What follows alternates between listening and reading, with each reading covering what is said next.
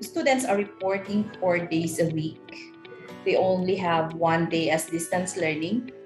Teachers are also reporting 5 days a week. So basically, the school looks like the 2019-2020 setup. They're back in school. Finally, we are coming back together, all the students and all the teachers. The time that they enjoy coming together again, just like they are so enthusiastic to learn. Coming to school face-to-face, it involves all the special needs students and the normal students will be coming into school face-to-face. We think about prevention campaign more than that curing when things happen, right? So we focus more about the mindset of teachers, parents, and students. So create positive feeling, positive environment for the whole school.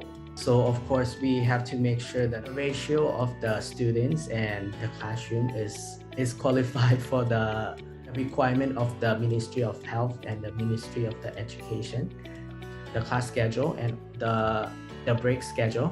We are doing our best to make sure that when the students coming out, it's not too much, there's not too many students coming out at the same time that create too crowd.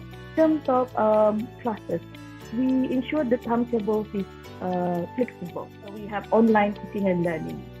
The teachers will give online activities, online tasks, so that these students are not left behind.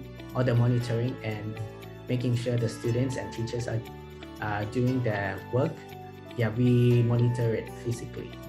Delegation of responsibility. I need to give trust and role to my coach, my senior teachers, my HOD to support monitoring their peers and their colleagues during teaching and learning. When students back to school, they really need the time to relax and have a more social engagement. So we also build some basketball court for students, and we open more about the space for the kids to have more time practice about physical improvement and also social interaction. But the way that we could is we could provide extra class for them. For those who are in the low grade, something we just provide the extra class. So we find we looking for the need, the cooperation from the ministry to provide us more time to train or to add more to the lower grade students. So with this V60 plan, it's very easy. There are guidelines for school leaders, for teachers, for the students with COVID-19 SOP and procedures. We ensure all the hand sanitizers, the face masks, the posters and everything are being casted and socialized to parents. We even have a trial within our school to ensure where the drop zones of the upper primary students, the lower primary students. Try our best to ensure that the students are eager, but it will be smoothly done during the first and second weeks of the school reopening. A lot of them are still concerned of coming back to school and seeing the number of the students that will be in the classroom. A regular meeting, communication with the parents so they know that their children are coming into a safe environment to learn once again. So the teachers, they have to make sure that they know what they need to do some preparation for, just making sure that they feel safe and feel welcome. Learning was disrupted. We have to admit that. Major learning gaps that were reported to me based on our evaluation tools, reading and numeracy. We can say that the connection, the communication is working well. We can reach all the students that have missed or not coming to school. They are more open-minded now, making sure for anything in the future, we just need to make sure that we are ready for it. I told the master teachers, give yourselves and the teachers adjustment period, transition period, just as the students need transition also. We already have the training for teachers about how we can balance the skills that we can help themselves feeling balanced, feeling better, and they get ready after they come back to school. Besides that, to be honest about the teaching for the new school year, we have a new training department from our head office, so they can see that they will work as a team. We just move on in two things: is the student morality, and also a positive thinking about technology, that we should to reinforce students about using technology. We had to transition them by conducting the psychosocial assessment. How ready are they coming back to school? You cannot engage a learner to perform or participate academically if the learner is not adjusted to the new normal. And also we have a counseling room. To be honest, often when we think about counseling room, we think that we will be the place who kill for students' problems. But now it is the place that students are very excited to join in, because they can share a lot of things, positive things together during 1 week. Students, when we have a 2 lessons with homeroom teachers to focus more about the social skills, focus more about the 5C skills, and also it's time for them to share with homeroom teachers what really they need to improve and how they can have the support from teachers at the school. A lot of works that they are experiencing during the pandemic really kinds of help them to be more responsive and more collaborate with the school now compared to previously. So I think this is one of the big strengths that we have acquired for our teachers and for the school as well. The best way is I share to my teachers that look at the curriculum, look at the syllabus, group the syllabus according to the must-do syllabus, the should-do syllabus, and the can-do syllabus. So the must-do syllabus, especially for those of our students who are the exam students, the must-do syllabus must be done thoroughly. So activities, preparation tasks, revisit back the must-do syllabus and topics so that all the students can cope and can follow during the face-to-face lesson. But the should-do lesson and the can-do lesson, I advise my teachers to make it as integrated part of the lesson. So the should-do and the can-do syllabus is something that, like for instance, like the topic is just a small weightage for that particular year or group of students. So we will do that integratively with the other subjects. Like the language subject, when the composition part or the grammar part, we can do it as an integrated part of the other lesson as well. So we focus more on the literacy and numeracy. We continue with our lessons, but we are going back to the basics.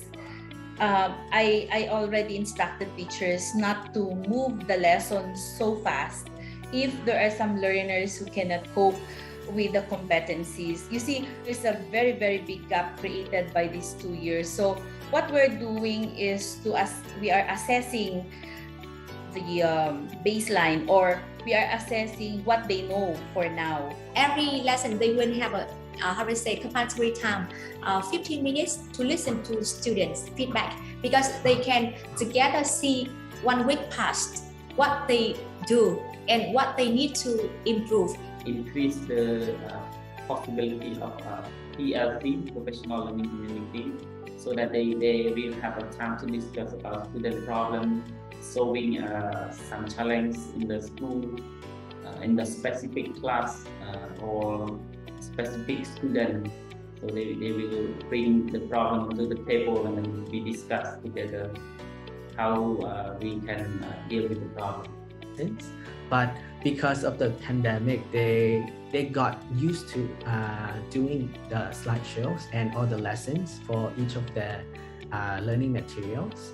So since they already prepared pretty much for a big part of their teaching, many teachers, they are very happy, especially now since they can directly communicate with the students. They felt that they can do more now with the teaching and learning in the classroom compared to previously.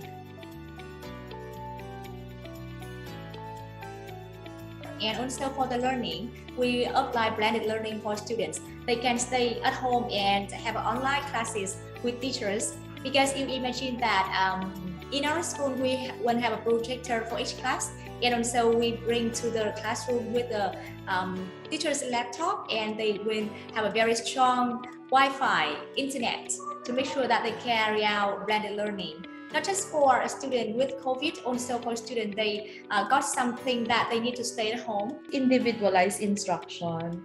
We have so many special learners who need individualized instruction. They cannot learn, they cannot comprehend when they are inside the classroom with so many classmates. In the curriculum, we just want that not too much content in the syllabus, but also do something that provide the teachers chance or students chance to think and to cooperate.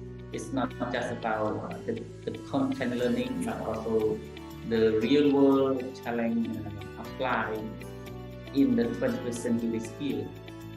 We are making sure that we always need to regularly update all the information and making sure that the teachers and students are keeping themselves up to date with whatever happens in the world, because during the pandemic there's so many false information that they are consuming, and because of that it leads them to panic, it leads them to a lot of confusion. So I think this is one of the skills that the students, parents, and also teachers that needs to improve on.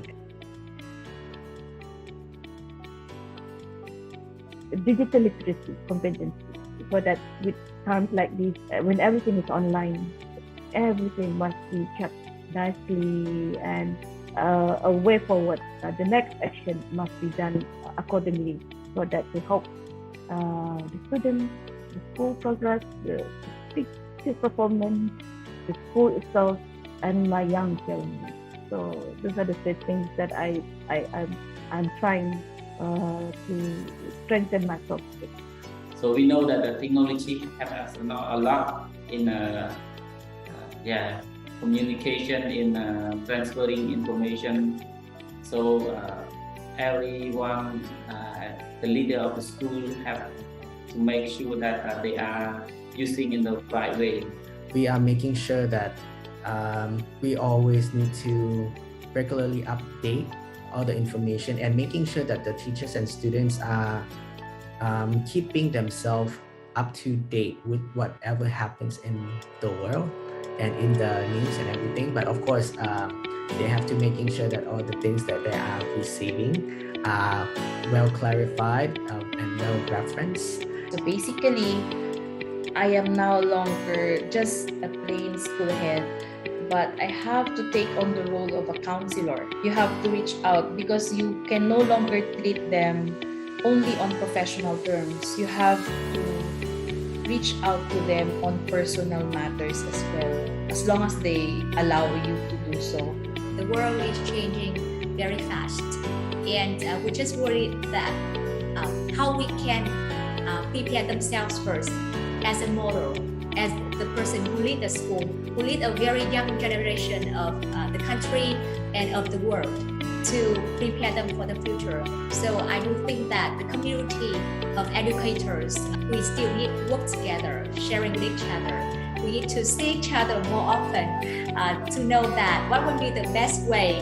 And of course, as student heads, sometimes we'll feel a little bit alone because we won't be the person who make decision, and will be the person who will in charge of the result of the whole school. So community of educators will be like a spirit medicine for school heads.